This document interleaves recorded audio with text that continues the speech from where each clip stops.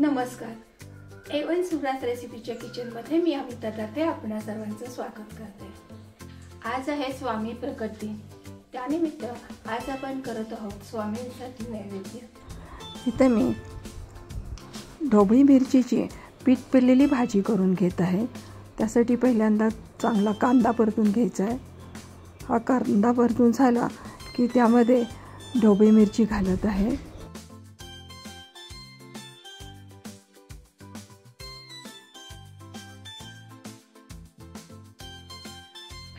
ही मिरची छान परतून झाल्यानंतर त्याला 2 वाफा द्यायच्या.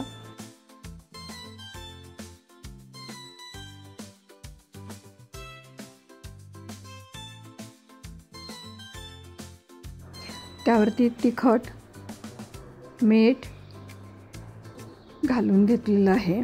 ते छान एकजीव करून घेत आहे आणि त्याला अजून एक वाफ देत आहे.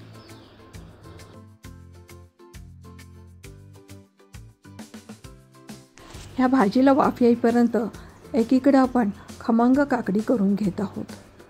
त्यामध्ये 2 चमचे दाण्याचं कूट, कोथिंबीर, थोडी साखर, मीठ आणि लाल मिरचीची फोडणी असं घालून ते छान कालवून घेऊन मग त्यावरती लिंबू पिळणार आहे.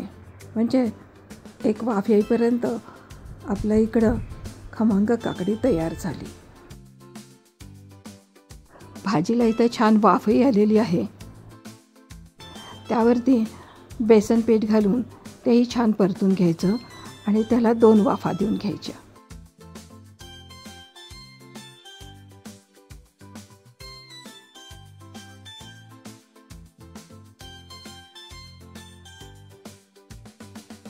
आता आपली भाजी तयार झालेली आहे. त्यावरती थोडी कोथिंबीर घालणार आणि झाकण ठेवून देणार आहे. दुसरीकडे आपण स्वामींना आवडणाऱ्या कांद्या भाज्याची तयारी करून ठेवत आहे. भाज्याचं पीठ थोडा वेळ भिजून राहीपर्यंत गरमागरम पुऱ्या करून घेत आहे.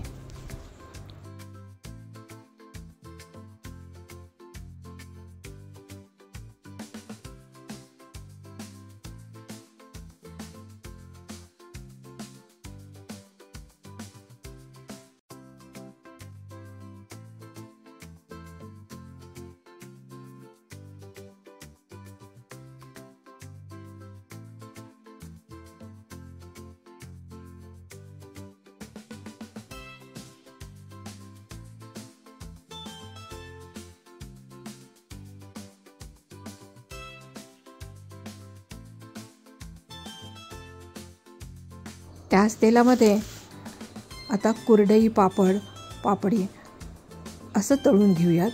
ही तयारी थोडीशी आधीच करून ठेवली बाजूला की तेल गरम असतानाच सर्व आपल्याला करता येते.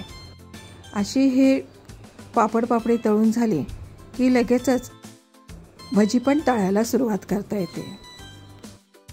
म्हणूनच भज्याच्या पिठाची आधी तयारी करून ठेवली आहे.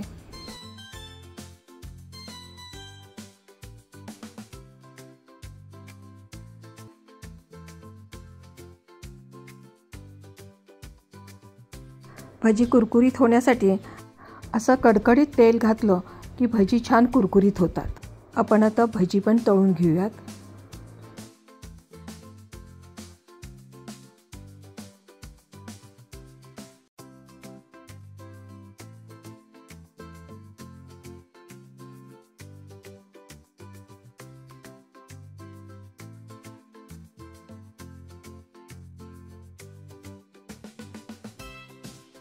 भज्याचा एक दाणा घातला की थोडा गॅस मंद करून आपण दुसरी पण तयारी करून घेऊ शकतो. इथं मी लिंबू कापून घेत आहे. एका बाजूला मिक्सरमधून चटणी पण करून घेतलेली आहे.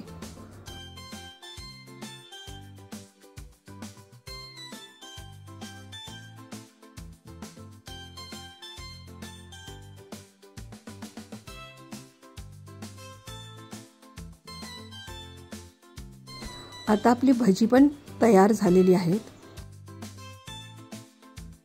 मी आता वरण करून घेत आहे.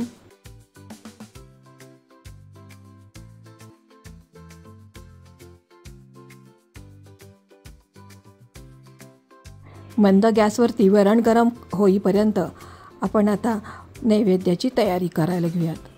लिंबू, चटणी, लोणचं, खमंग काकडी, तळण, भजी, भाजी, भाताच्या मुदी, पुरी, आमटी, आंबा, बासुंदी, स्ट्रॉबेरी बर्फी आणि आंबा बर्फी आणि पेढा ठेवलेला आहे. एका मुदीवरती गरम गरम वरण, तूप घातलेलं आहे आणि दुसऱ्या मुदीवरती दही घालून त्यावरती तुळशीचं पान ठेवलेलं आहे. असा आपला नैवेद्य तयार.